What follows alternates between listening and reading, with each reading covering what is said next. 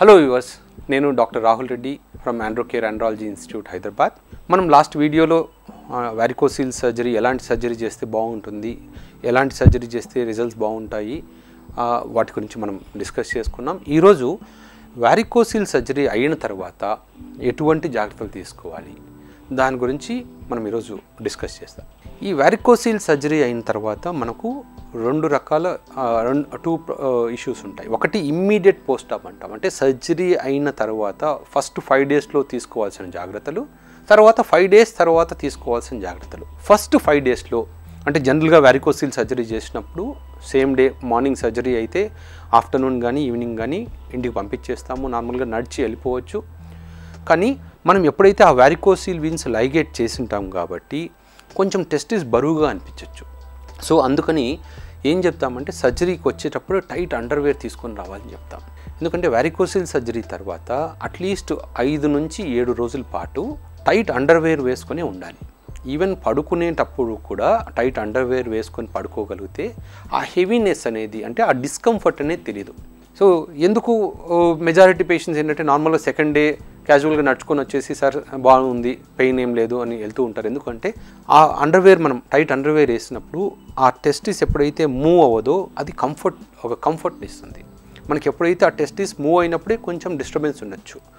జనరల్గా varicocele surgery తర్వాత severe pain అనేది అసలు చాలా అరుదుగా ఉంటుంది. కొంతమందికి మనం ఎక్కడైతే స్టిచెస్ వేసామో ఆ స్టిచెస్ దగ్గర మాత్రమే మనకు పెయిన్ ఉంటుంది. అది కూడా కొన్ని రోజులు. ఎవరికైనా సరే మనకు చిన్న స్టిచ్ పడ్డా, అంటే ఈవెన్ ఇంజెక్షన్ వేసిన చోట కూడా ఎప్పుడైనా సరే అక్కడ టచ్ చేసి చూస్తే ఒక వారం రోజుల పాటు పెయిన్ ఉండొచ్చు. ఇలాగే మనం ఎక్కడైతే మనం స్టిచ్ చేస్తామో ఆ స్టిచ్ దగ్గర మనకు పెయిన్ ఉండొచ్చు. జనరల్ టెస్టిస్లో అయితే జనరల్గా పెయిన్ ఉండదు. సో అలాగే ఎన్ని రోజులు రెస్ట్ తీసుకోవాలి డాక్టర్ వారికోసిల్ సర్జరీ తర్వాత అంటే, నార్మల్గా మైక్రో సర్జికల్ వారికోసిల్ తర్వాత 1 రోజు రెస్ట్ తీసుకోగలిగితే చాలు. అంటే నార్మల్గా సర్జరీ అయిన రోజు ఇంటికి పంపిస్తాం కదా, ఆ నెక్స్ట్ డే 1 రోజు ఇంట్లో ఉంటే చాలు. అంటే బెడ్ రెస్ట్ తీసుకోవాలని అవసరం కాదు, ఇంట్లో ఉండి అంటే బయటికి తిరగకుండా ఉంటే చాలు. ఎందుకంటే డ్రైవింగ్ చేయడం కానీ, బయటికి ఎక్కువ స్టెప్స్ ఎక్కి దిగడం కానీ ఇలాంటివి చేస్తే కొంచెం ఇనిషియల్ అంటే ఫస్ట్ 24 to 48 అవర్స్లో కొంచెం డిస్కంఫర్ట్ ఉంటుంది కాబట్టి. అండ్ కొంతమందికి ఏంటంటే అనస్థీషియా రిలేటెడ్ హెడేక్ రావచ్చు ఎక్కువసేపు నడిస్తే, అందుకని కొంచెం రెస్ట్ తీసుకోమని చెప్తాం. అంతేగాని సర్జరీతో సంబంధం లేదు. ఈవెన్ సర్జరీ అయిన కూడా చాలామంది అడుగుతూ ఉంటారు, డాక్టర్ గారు సర్జరీ అయిన రోజు స్టెప్స్ ఎక్కచ్చా, మేము ఫస్ట్ ఫ్లోర్లో ఉన్నాము, సెకండ్ ఫ్లోర్లో ఉన్నాము అని. ఎందుకంటే సర్జరీ అయిన తర్వాత ఈవినింగ్ పేషెంట్ని డిశ్చార్జ్ చేసే ముందు అన్నీ బాగున్నాయా, అంటే యూరిన్ ప్రాపర్గా పాస్ చేస్తున్నారా లేదా, నడిచినప్పుడు ఏదైనా ప్రాబ్లంగా ఉందా లేదా అన్నీ చూసుకొని జనరల్గా డిశ్చార్జ్ చేస్తాం. ఒకసారి బయటకు వెళ్ళిన తర్వాత ఈవెన్ 1 or 2 ఫ్లోర్స్ స్టెప్స్ ఎక్కి కూడా ఇంటికి వెళ్ళొచ్చు. బట్ ఒకసారి ఎక్కిన తర్వాత 1 రోజు పాటు రెస్ట్ తీసుకుంటే బాగుంటుంది. అండ్ డాక్టర్ గారు వారికోసిల్ సర్జరీ తర్వాత డ్రైవింగ్ ఎప్పుడు స్టార్ట్ చేయొచ్చు అనేది కామన్గా అడిగే క్వశ్చన్. వారికోసిల్ సర్జరీ తర్వాత 4-వీలర్ కానీ స్కూటర్ కానీ 48 అవర్స్ తర్వాత డ్రైవ్ చేయొచ్చు. ఎందుకంటే ఆ టైంకి అనస్థీషియా రిలేటెడ్ ఎఫెక్ట్స్ అన్నీ తగ్గిపోయి ఉంటాయి కాబట్టి నార్మల్గా ఆ టైంకి 4-వీలర్ కానీ స్కూటర్ కానీ డ్రైవ్ చేయొచ్చు.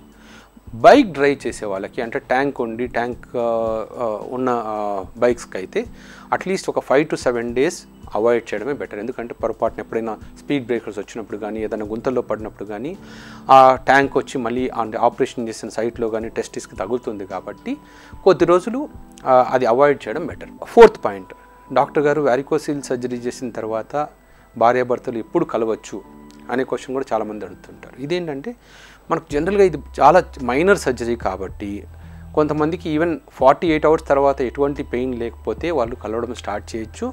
అండ్ కొంచెం సెన్సిటివ్గా ఉన్న వాళ్ళకి కొంచెం ఫోబియా ఉంటుంది కాబట్టి జనరల్గా 5 డేస్ తర్వాత ఎటువంటి రెస్ట్రిక్షన్స్ ఉండవు.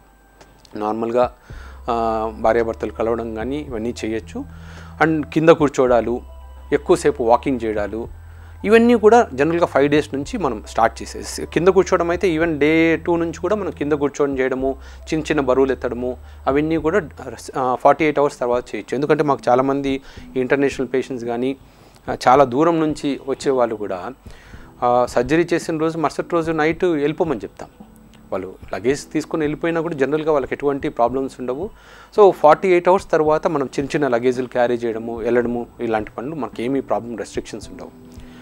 సర్జరీ అయిన 1 వీక్ తర్వాత మీకు ఎటువంటి రెస్ట్రిక్షన్స్ అనేది ఉండవు. అంటే మీరు సర్జరీ అయింది అనే విషయాన్ని మీరు మనసులోంచి తీసేసి నార్మల్గా సర్జరీ కన్నా ముందు ఎలా ఉన్నారో అవన్నీ చేయొచ్చు. అంటే వాకింగ్ కానీ, జాగింగ్ కానీ, స్పోర్ట్స్ కానీ ఇవన్నీ కూడా 1 వీక్ తర్వాత నార్మల్గా మీరు ఇవన్నీ చేయొచ్చు. బట్ ఒక విషయం మీరు గుర్తుపెట్టుకోవాల్సింది ఏంటంటే వారికోసిల్ ఉన్న పేషెంట్స్కి ఎప్పుడైనా సరే వాళ్ళు స్పోర్ట్స్లో కానీ గేమ్స్లో కానీ పార్టిసిపేట్ చేసేటప్పుడు వాళ్ళు ఎప్పుడైనా సరే టైట్ అండర్వేర్ వేసుకొని వాళ్ళు చేయాల్సి ఉంటుంది. అంటే సర్జరీ ముందు కావచ్చు, సర్జరీ తర్వాత కావచ్చు, కంపల్సరీ వాళ్ళు ఆ టైంలో అంటే గేమ్స్లో కానీ స్పోర్ట్స్లో కానీ పార్టిసిపేట్ చేసేటప్పుడు కానీ ఎక్సర్సైజ్ చేసేటప్పుడు కానీ కంపల్సరీ టైట్ అండర్వేర్ అనేది కంపల్సరీ ఉండాల్సిందే. లేకపోతే ఏమవుతుంది, మళ్ళీ వారికోసిల్ గ్రేడ్ అంటే మళ్ళీ రావడము, గ్రేడ్ పెరగడము ఛాన్సెస్ చాలా ఎక్కువగా ఉంటాయి. తర్వాత మెడికేషన్స్, వారికోసిల్ సర్జరీ తర్వాత ఎటువంటి మెడికేషన్స్ తీసుకోవాలి, ఎన్ని రోజులు తీసుకోవాలి అనేది కూడా చాలామంది అడుగుతుంటారు. నార్మల్గా స్పెర్మ్ ఉత్పత్తికి మనకు 60 to 74 డేస్ టైం పడుతుంది కాబట్టి మనం సీమెన్ అనాలిసిస్ టెస్ట్ అనేది 2.5 months తర్వాతనే జనరల్గా మనం ఫస్ట్ టెస్ట్ అనేది 2.5 months తర్వాత చేస్తాము. సెకండ్ టెస్ట్ అనేది ఇంకో మంత్కి చేస్తాము.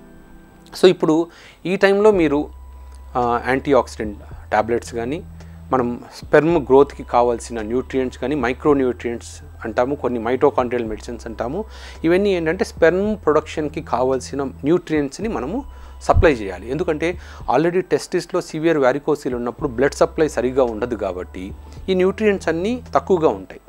ఒకవేళ ఉన్నా కూడా అవి డ్యామేజ్డ్ స్టేట్లో ఉంటాయి మన బాడీలో. సో అవి మనం ఎక్స్టర్నల్గా ఒక 2 months పాటు మనం ఇవ్వాల్సి ఉంటుంది.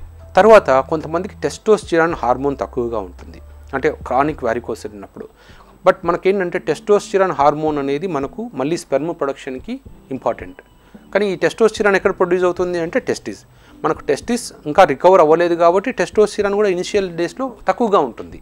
కానీ మనం న్యాచురల్ వేలో వదిలేస్తే ఫస్ట్ టెస్టోస్టిరాన్ ఇంప్రూవ్ అవ్వడానికి 2 months పట్టచ్చు, మళ్ళీ అక్కడి నుంచి మళ్ళీ స్పెర్మ్ ఇంప్రూవ్ అవ్వడానికి 2 to 3 months పట్టచ్చు. సో అందుకని ఏం చేస్తామంటే ఎవరికైతే టెస్టోస్టిరాన్ తక్కువగా ఉంటుందో వాళ్ళకి ఫస్ట్ మంత్లో ఆ టెస్టోస్టిరాన్ హార్మోన్ని బాడీలో ఉత్పత్తిని పెంచడానికి కొన్ని మెడికేషన్స్ ఇస్తాం. అంటే క్లోమిఫిన్ కానీ, కొంతమందికి లెట్రజోల్ కానీ, కొంతమందికి గొనడోట్రోపిన్ ఇంజెక్షన్స్ కానీ, ఇవన్నీ ఏంటంటే మనం టెస్టోస్టిరాన్ని మనం పెంచగలిగితే స్పెర్మ్ ప్రొడక్షన్ కూడా ఫాస్ట్గా పెరుగుతుంది కాబట్టి. సో ఇవి కాకుండా జనరల్గా వేరే మెడికేషన్స్ అవసరం ఉండదు. ఓన్లీ 2 types ఆఫ్ మెడికేషన్స్ ఇస్తాము. ఒకటి మైక్రోన్యూట్రియంట్ మెడికేషన్స్, రెండోది హార్మోన్స్. ఒకవేళ ఇన్ఫెక్షన్ ఉన్న వాళ్ళకి, క్రానిక్ ఇన్ఫెక్షన్ ఉన్న వాళ్ళకి ఆ ఇన్ఫెక్షన్స్ తగ్గడానికి కోసం antibiotics, long term low dose antibiotics ఇస్తాం.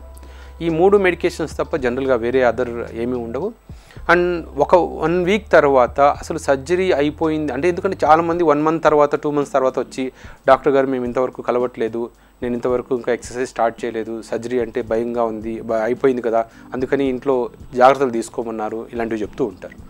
సర్జరీ తర్వాత 1 week తర్వాత మీకు సర్జరీ అయిపోయింది అన్న విషయాన్ని మర్చిపోయి మీరు నార్మల్గా సర్జరీ కన్నా ముందు ఎలా ఉన్నారో అలా ఉండొచ్చు. ఓన్లీ థింగ్ గుర్తుపెట్టుకోవాల్సింది ఏంటంటే ఎక్సర్సైజ్ చేసేటప్పుడు మటుకు టైట్ అండర్వేర్ వేసుకోవాల్సి ఉంటుంది. ఓకే వ్యూవర్స్, దీని గురించి ఇంకా ఏదైనా డౌట్స్ ఉంటే మా కామెంట్ సెక్షన్లో పోస్ట్ చేయండి, దాని గురించి వీడియోస్ చేస్తాము. Keep watching. ఇంకా ఈ సిరీస్లో ఇంకో 2-3 వీడియోస్ ఉన్నాయి, 2-3 వీడియోస్ వస్తాయి. అలాగే సర్జికల్ వీడియోస్ కూడా, అంటే ఆపరేషన్ ఎలా చేస్తాము, తర్వాత మైక్రోస్కోప్ ఎలా ఉంటుంది, ఆపరేటింగ్ మైక్రోస్కోప్ ఎలా ఉంటుంది, ఇంట్రా ఆపరేటివ్ డాప్లర్ అన్నారు కదా అది ఎలా ఉంటుంది, ఎక్కడ కట్ చేస్తారు, ఈ కట్ చేసిన తర్వాత అంటే ఎలాంటి స్టిచ్ చేస్తారు, ఆపరేషన్ తర్వాత అంతా హీల్ అయిన తర్వాత ఈ వూండ్ ఎలా కనిపిస్తుంది, వీటి గురించి వీడియోస్ కూడా వస్తాయి. Keep watching. Thank you viewers.